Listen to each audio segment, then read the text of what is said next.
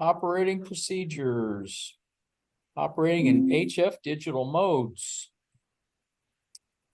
Oh, 2 days left for something.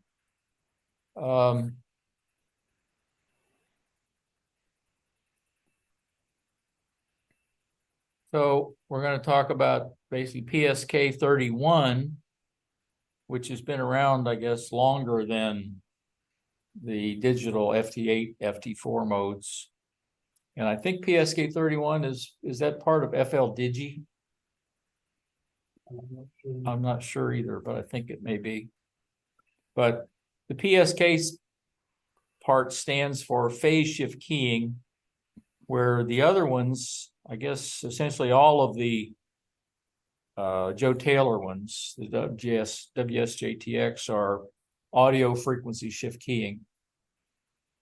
This uses phase shift keying.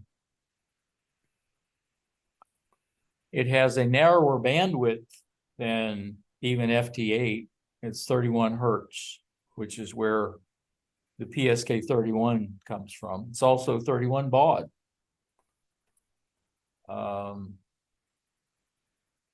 And one of the techniques they use to keep the narrow bandwidth is they use varicode, which is a variable length coding, as opposed to a standard like ASCII, where every character is a fixed number of bits. In varicode, the most common, like your vowels and common ones, are the shortest, in some cases like 2 bits. There's a part of the varicode table, and you can see here like E, lowercase e is 1, 1. And if you get out some of the things like an exclamation mark, it's what, 1, 2, 3, 4, 5, 6, like 9. That one looks like it's even longer, maybe 10. So it's a definitely variable length. Which of these digital modes has the narrowest bandwidth?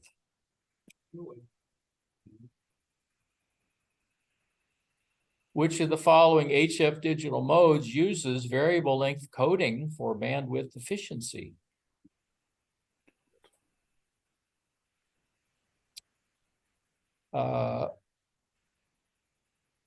Okay, so some of the other ones use frequency shift keying, or FSK, typically below 30 megahertz.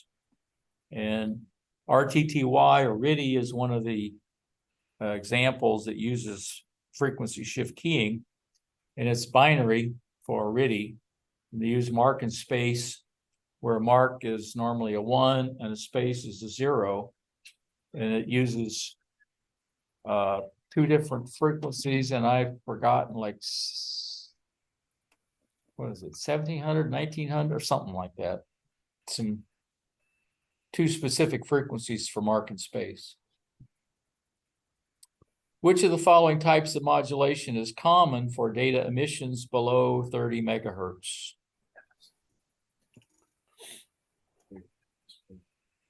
Go with FSK. Okay. There's 2 different methods of frequency shift keying. The RTTY uses direct frequency shift keying. Things like FT8, FT4, JT65 use what they term as audio frequency shift keying. And the difference is, for direct, you actually, it's kind of like FM, you actually change the frequency of the carrier. For audio frequency shift keying, the carrier stays the same unless you're in split mode, and you send a tone that has some offset frequency, and the tone is part of it. So it can vary by, in the case of FT8, 50 hertz. So it's going to be, say the offset was 1,000. It could go from 1,000 to 1,050. It'll be one of those 8 tones in that range. But you just send it through upper sideband as a tone. with a fixed carrier. Now, the reasons I say it's different for split is I discovered that if you run it FT8 in split mode, the software will change your transmit frequency and tries to maintain approximately 1500 hertz offset to maintain a better signal to noise ratio. You should try it. Because I couldn't figure out what was going on. Because why would you want to do that? well, if you're down at the very low end, okay, you're down 100 hertz from the carrier. Okay, where It's growling. you don't get as good a signal noise ratio. If you keep your offset always about the same, in other words, your carrier, then you get a better signal noise ratio. And it will automatically do that in split mode. You don't have to do anything, just go to split mode and it will shift. It does it in 500 hertz shifts. So it's either 500 above or 500 below. It keeps it in the range between 1,000 and 2,000. One of those steps. Are you talking about how do you select split mode? In FT8 setup, you select it, and it'll automatically put your transmitter in split mode. Okay, I'm gonna look at that. What's the difference between direct frequency shift keying and audio frequency shift keying?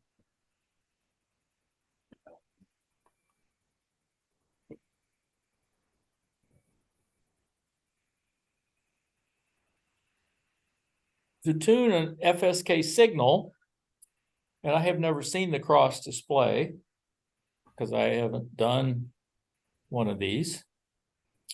But I think on the next slide, I've found one where it actually has that little box. My radio has them. Does it? Yeah. Okay. On the radio? Yeah. Oh. On the LCD. But you can tap it and change. I don't like that. Okay. The other gives you like a little mini spectrum, and you can see the two signals and align your dial so that you have it in range. Okay. That you tune for the best. Well, when I tried RIDI,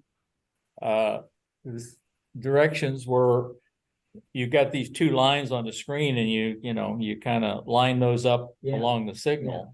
There was no, even in the software, there was no ellipse. I think it's so much easier with two. Okay. So, but anyway, somebody at the FCC or the VEC decided this was a good question. Yeah. Really good. And this is one of the apps for doing RIDI, MTTY. And it does have, this little box up here is where that crossed ellipse would show up if you're tuned in. Right now, it's just noise.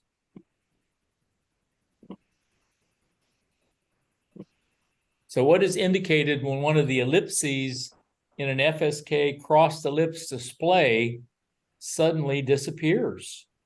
Fading. Selective fading. It means that, yeah, because you didn't lose both of them. Right, it's only You lost one of them. So what would happen if you lose one and you're using the two lines to tune it? I don't know. It's not gonna detect the characters. Yeah, you're gonna see, like on that previous slide, kind of garbage. Yeah. Well, I was trying to show that, make a connection as to why the ARRL felt like that question was so important. There's a number of questions like that. Maybe just let you know what that ellipse is used for. It seems to be they've got the extra exam basically as a broad brush of everything. Other than those first couple sessions where there was a lot of math, Right. the rest of it's all like, do you know the name of this? Or, you know, type of thing. And the good old Pactor, and they keep this in there. From what I understand, hardly anybody uses it. You got to have a proprietary modem to do Pactor, and they're not cheap, a couple $1,000s or something like that. But anyway, it's one of the modes that uses, I believe, direct frequency shift keying. And it also uses what they call ARQ protocol, which is an automated request. So if it gets a packet and it detects errors in it, it will send back an ARQ, which tells the transmitter to retransmit the packet.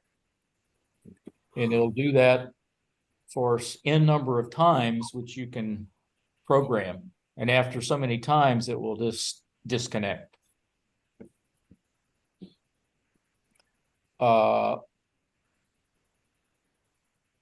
They claim that you can use Pactor to, because of the protocol, to do binary files without error, because it does do error checking on them. But you can't use it for keyboard to keyboard communications, like some of the ones where you just type back and forth. So once again, I'm not sure what Pactor is used for or why we still care. It's a relic. It's a relic, yes. On boats, Huh? on boats. On boats? Yeah, you get your Icon SSB, non-ham version, you get your Pactor USB 3, and you receive email on the high seas. Oh, okay. At least you could. Yeah. Years ago, the last time I did it. Well, and it was popular, you know, back in the day, apparently, Back in the day. before my time with ham radio. I remember having what do you call it, a modem you took to the payphone and downloaded your email into the thing. And then A on the cradle? payphone, pardon? Like a cradle. Yeah, you have this thing, you. Oh, yeah. And then. Yeah, I you remember brought it back those. to your computer and read your email, typed all your answers, put it back in the thing, went back to the payphone. You had to put the handset in the cradle for the modem. Yeah. It did. And it That's age. Acoustic coupler sounds like. Right, acoustic coupler. took the audio tones. Which of the following HF digital modes can be used to transfer binary files? Oh,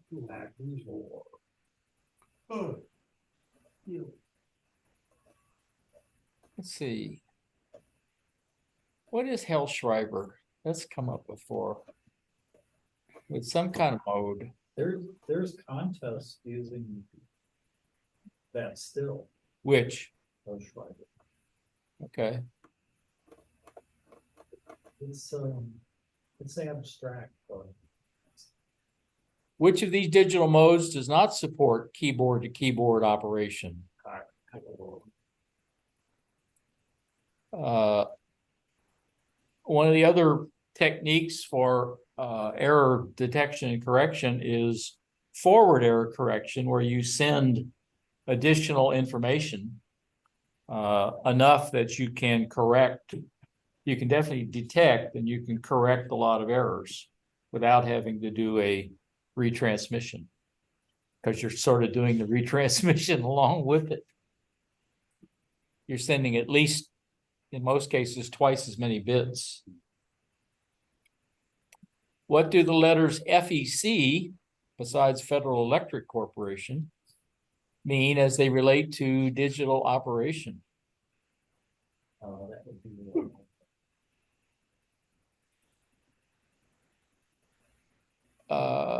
Okay. We're limited to 300 baud by the FCC for, I guess, up to what, 30 megahertz, so basically the entire HF band. Above that, then it changes, and I can't remember off the top of my head. It gets you up to what, 1900 baud at the higher end? Up at I the, thought like, there was, 2 meters or, yeah, I thought it reached 2400 at some point or another up there. okay. But that, you know, it's general questions. Already forgot all those.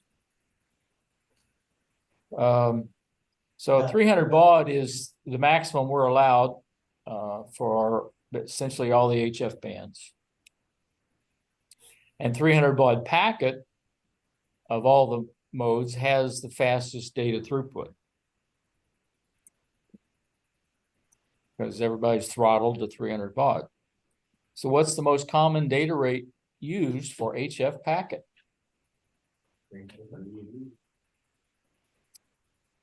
Which of these digital modes has the fastest data throughput under clear communication conditions?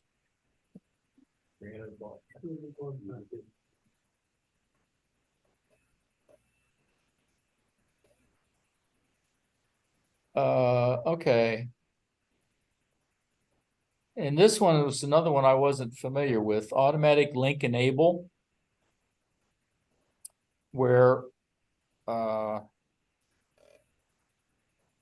This is the one I was studying last night that made me go to the fridge and grab a beer. you can have your station set up Was done.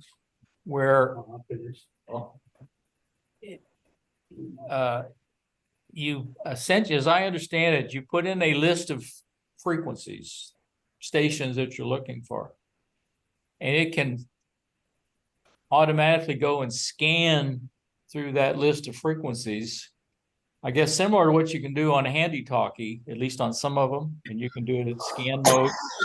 And you can select whether, you can have a list of channels in there and select through that list of channels. Yeah.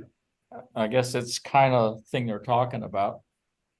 But I don't think on my handy talkie, when I scan, I don't know that it will actually try to make a connection. In this case, it goes more than just scanning. It will actually make a connection with the one of them that's in the list, if it sees it. So one of the reasons it doesn't work is you're not on the right frequency, you're not using the right protocol, or they can't hear you because some other station is on that frequency. so this is how you make contacts over the weekend when you're not there. Yeah. This is for the people that really hate FT8 because it's too automated. This would really drive them up the wall. Keeps your mailbox full of cards. This was what I found as the definition of it, where you've got a processor, either internal or external at the modem, and it's doing, you set it up and it does all this stuff automatically. It scans the list. Of course, they have to be an ALE station, so it's not just any station, it's other stations that are using the same ALE protocol. I don't know, I haven't looked into what that is or how I don't even know if I have anything capable of doing it. I might, but I wouldn't know how to use it. It would check, it's like sail mail, It's what? SAIL, MAIL, one word. And you pay, and they have stations all over the world. Oh, And you get back in your SSB, you get back to your Pacto modem, and you log in, and you tell them where you are, and it'll search. so you've used this? Oh, yeah. Oh, Oh, I'm about to say, I never knew it was called ale. oh, You're on the boat, you just. oh, well, it's on the boat. They got an S in front, right? Pardon? On the boat, they put an S in front? No, it says SALE, it's SAIL. Oh, SAIL. SAIL mail. Okay. It's- Well, that might be different though. Sounds similar though. Yeah, it's same, I mean, you have to initiate it, just can't leave your radio on, and you gotta sit there and then at the end of the download, basically say stop, Okay. slick. All So right. for the $250, you're. All All right. And one of the other things that, of course, this is not a test thing, but it does some kind of a bit error rate. And I know that's one of the things I see on my hotspot. Whenever it sees the transmission, it calculates the bit error rate and uses that. Apparently, this uses bit error rate to come up with some kind of score. I'm not exactly sure what it does with it, but I guess if there's more than one station, it picks the one with the lowest bit error rate, I would assume, or the best score. So how do ALE stations establish contact?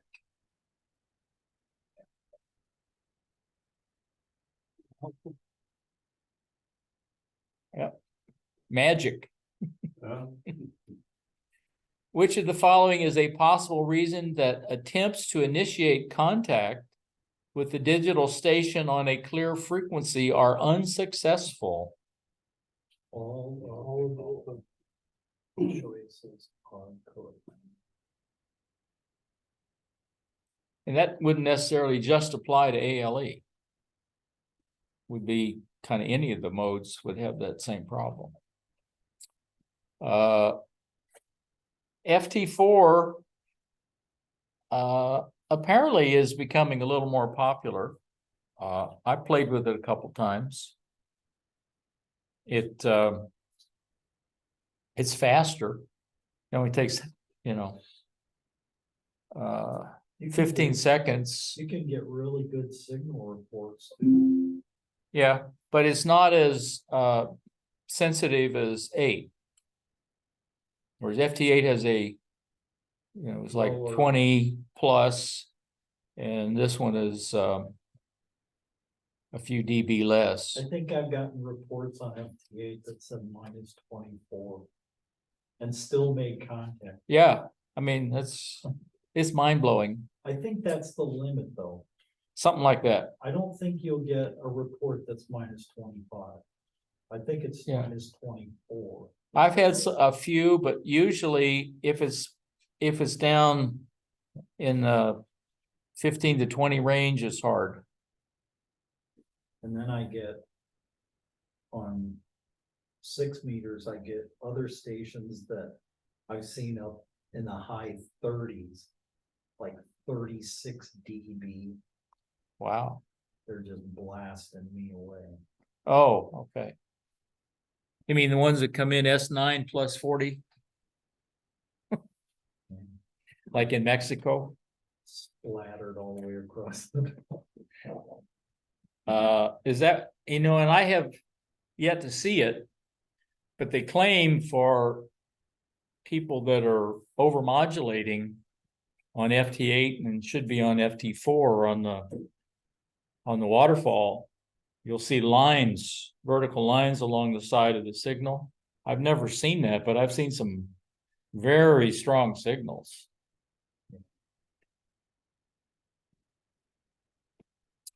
This is an FT4 picture. It looks almost identical to FT8. In fact, the only real difference is the mode down here. Everything else is the same. But now look at there. There are some bars.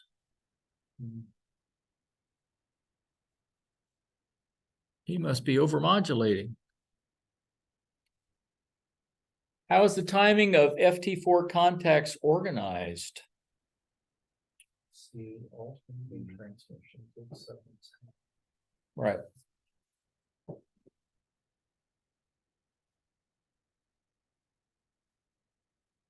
And that means it transmits for 7.5 and then monitors for 7.5, where FT8 does 15 seconds and 15 seconds.